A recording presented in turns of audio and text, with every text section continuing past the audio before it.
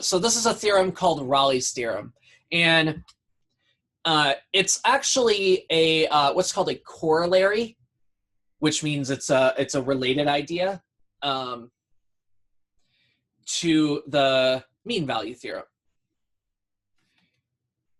because you'll notice that it has the same conditions as the mean value theorem, which is that f is continuous and differentiable. We have to check that first, just like we did with mean value theorem. The only difference is that it's more specific.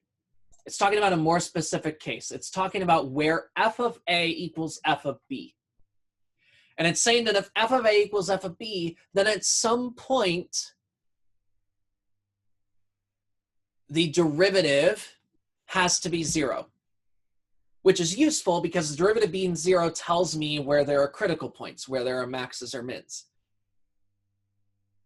And so let me show you where it's why it's so similar to the mean value theorem first, by looking at an example here. Now that we know the mean value theorem, this one should be fairly easy.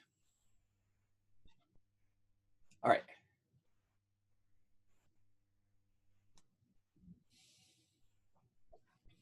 Find the two x-intercepts of the function.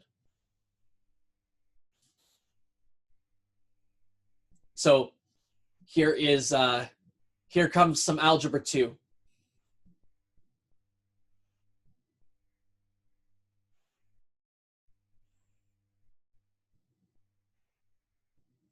We want to know where the y coordinate is 0. Oh, well, then we either want x to be 0, or we want the square root of x plus 4 to be 0. Well, square root of x plus 4 is 0, where x plus 4 is 0. So that's at x equals -4.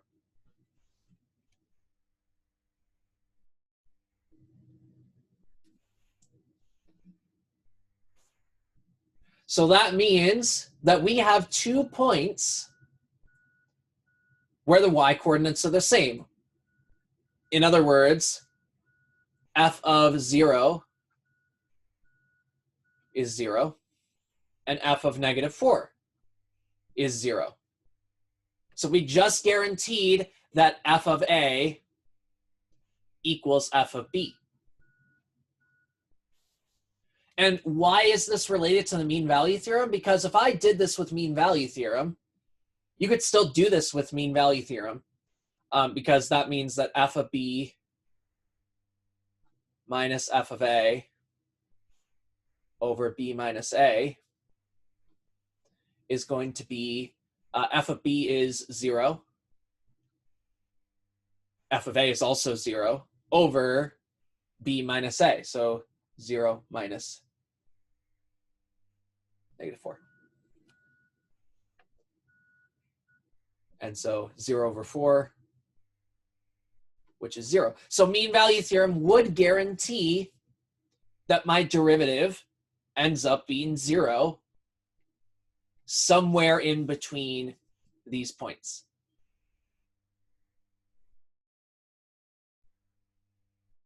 And so Rolle's theorem is very similar, but it's more specifically for finding these critical points. For saying at some point, if I start in the same place as I end, then the slope of my secant line is going to be 0. Because f of b minus f of a, you're subtracting the same number. So whether I start at 5 and end at 5, that's going to be 5 minus 5 for my change in y.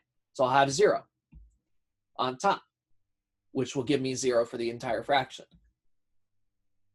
If I have -4, then I'd have -4 minus a -4 is 0 on top over who cares, it's 0. So if I started into the same place, I need to have the derivative to be 0 somewhere in between this interval. And by the way, since it's a square root function, we are continuous and differentiable. That is something for us to check. So it's the same idea as the mean value theorem, but specifically for finding where the derivative has to be 0.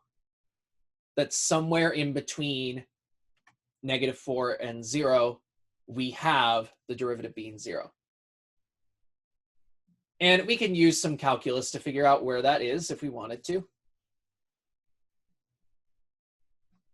You know, we'd say f prime of x is first times derivative of the second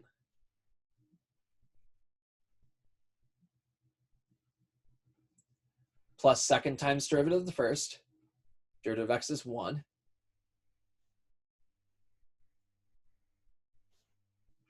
So guaranteed that somewhere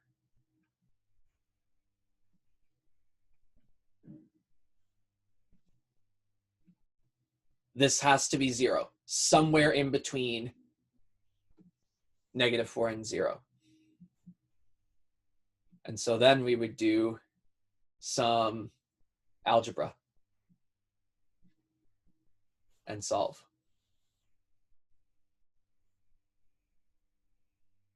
Trying to keep us focused on the calculus ideas. I'll do the algebra on the next problem.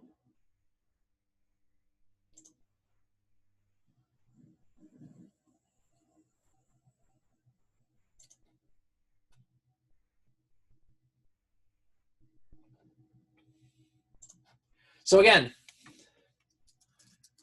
we want to first check that f is continuous and differentiable.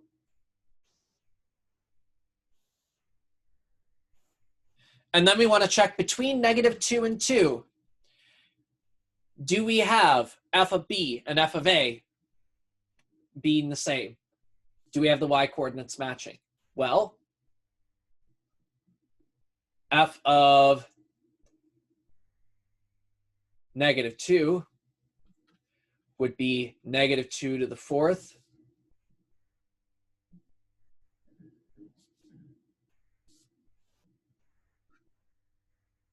minus 2 times -2 squared, which equals -2 to the 4th is a positive 16 minus 2 times 4 is 8. Remember, negative to even powers is going to end up being positive. So f of -2 is 8. So that means we want f of 2 to match it. This time it's 2 to the 4th minus 2 times 2 squared. Well, that's still 16 minus 8 is 8.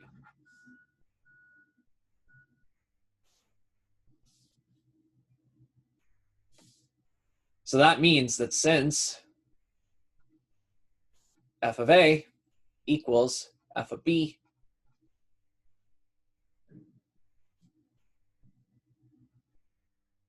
there must be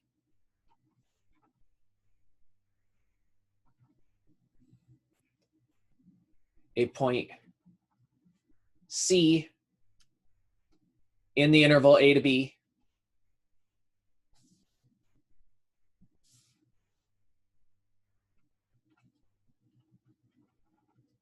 where f prime of c equals 0. And again, if you wanted to, you could do mean value theorem to do this. You could do f of b minus f of a over b minus a, and you get the same result because you get 8 minus 8 over 2 minus a -2, which ends up, shocker, 0. So the derivative is guaranteed to be 0. Mean value theorem says the same thing.